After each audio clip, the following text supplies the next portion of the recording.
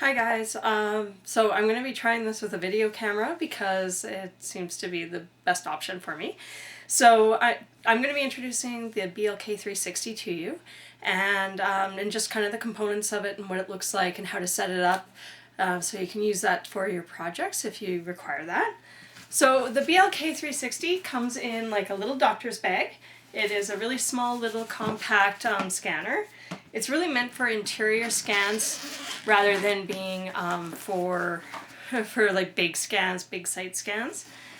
It is a phase measurement phase measurement scanner, and it has it has a range of about 30 meters. So we talked about that in class a little bit. So in the bag, you open it up, and we have our scanner, which is right here.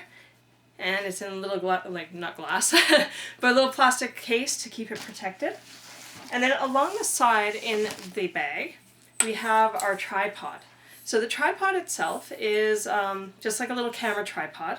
And so it unscrews, and you get longer legs. So you spread it out. So all the legs kind of pull out and snap into place. And then you have a little thing like this, and then you just unscrew them and pull them out. So, as I'm doing that, I'm going to stand up to do that, so you're going to see only part of me.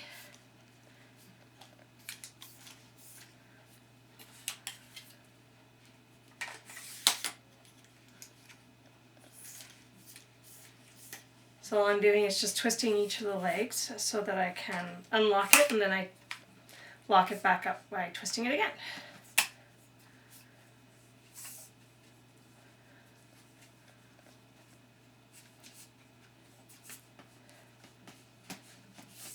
Of course, the last leg's going to be the stubborn one.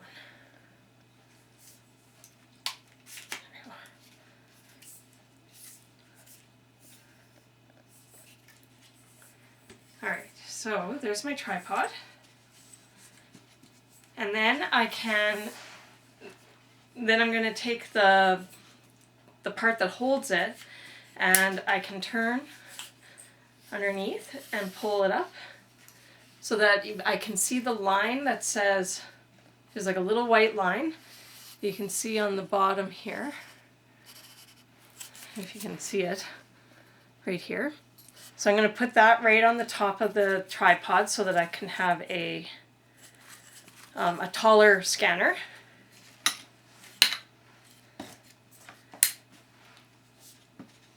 And there it is. So that's my tripod. There is no way to level it. When you bring it into the software, it automatically kind of figures out where the ground is. So then I can take out my scanner.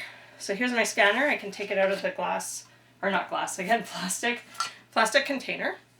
And here is what it looks like. So there is a door on the side of it, and the door is where the battery goes in. So just grab a battery.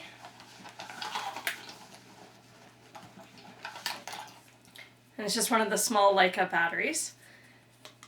And this one's actually got one in it already because it hasn't been taken out. But when you go to put it in, you just take it, make sure that the metal part's facing in, and you slide it in. There's a little tiny tab that holds it in place.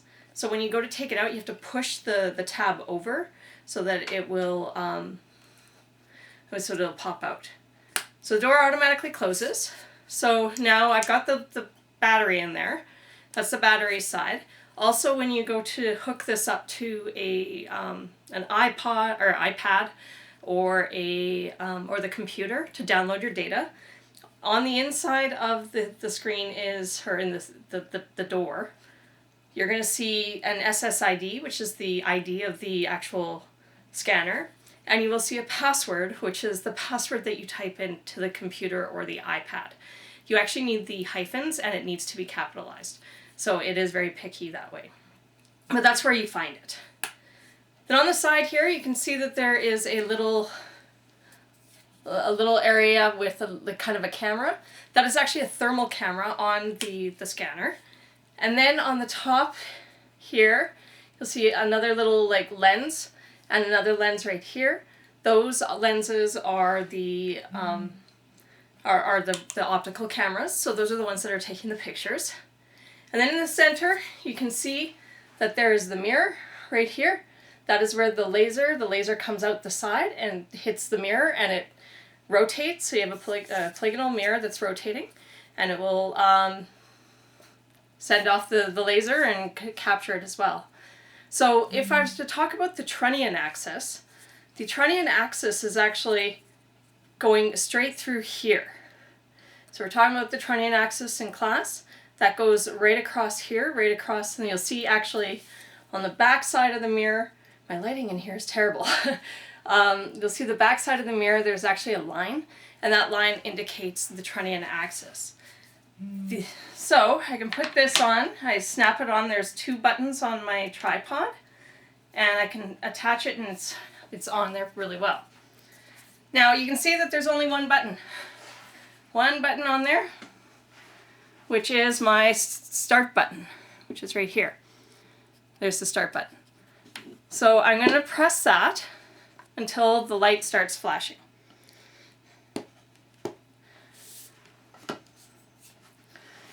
So in my video, it looks like it's white, but it's actually yellow, and that means that it is like making sure that it knows where it's at, it's warming up, and then it goes green. So I don't know if the video shows very well, but then it goes to a green color and it's solid.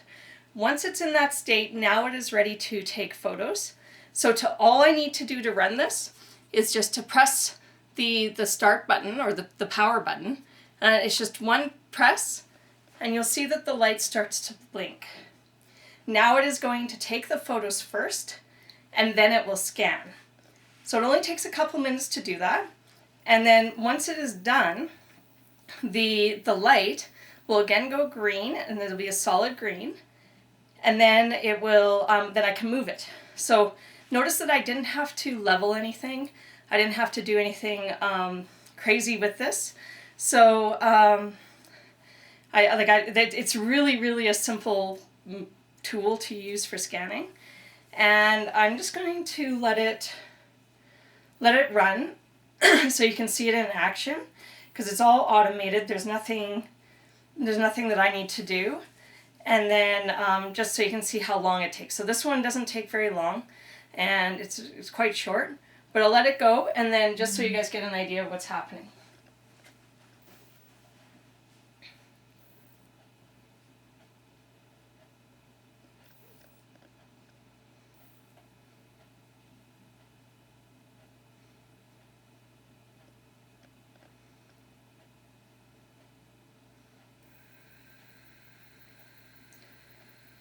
So now that it's going smooth, before when it was kind of choppy, the scanner was taking photos, so it would like take photos and then it would move, and then take photos and then move.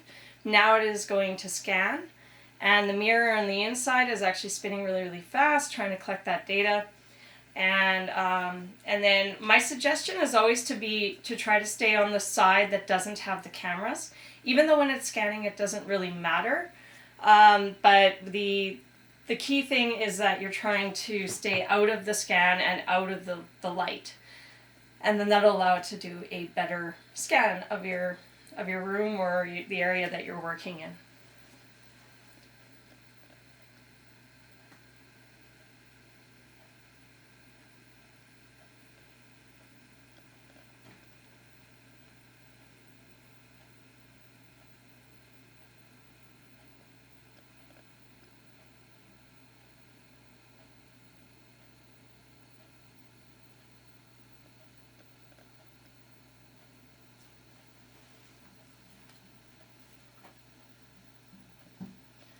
The other thing with the scanner is the light that you see that's flashing. And that whole line there, that's your horizontal circle. You can the vertical circle is the one that's going up and down from where the scanner is spinning. And the collimation, the collimation axis is wherever that light is pointing. So it does change throughout the vertical circle. So generally speaking, these scanners will only appear to make a single, like a half a turn. And then because it's collecting all the way around in the full 360 of the vertical circle. So now that it's done, that was all the scan, that was the entire thing. Now I could move it and then do the same thing. So once I've moved it, I could just press the power button and I can continue scanning. So there's nothing really other than that to the BLKs. They're really, really straightforward, really easy to use. To turn it off, you just go to the power button, you press and hold until the light changes color, and then let go, and then it will turn off as soon as it's ready. So that's the BLK360. That's as fast as it is and easy as it is to run.